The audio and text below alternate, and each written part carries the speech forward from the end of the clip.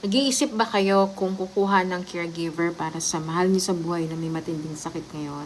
With all due respect to our caregivers, para sa mga pamilya na kailangan ng long-term care, professional care, mas maiging mag-opt kayo for a nursing home or a home care facility in your area, yung trusted.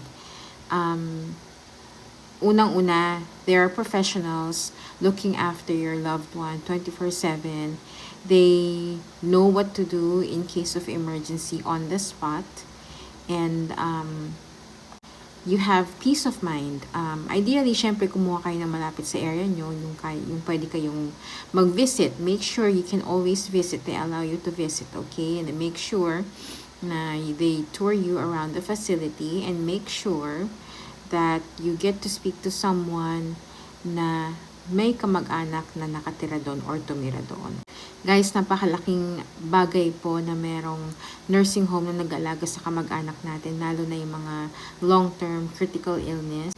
Kasi, unang-una, hindi tayo professionals. Unless professional caregiver ka, you yourself, then by all means, sa bahay na lang. Pero, kung kunyari, wala naman tayong nakukuhang tulong sa ibang tao ng pang-araw-araw, lalo kunyari mag-isa ka lang or medyo elderly ka na, kayo na lang ang mag-asawa sa bahay, kumuha na kayo ng nursing home.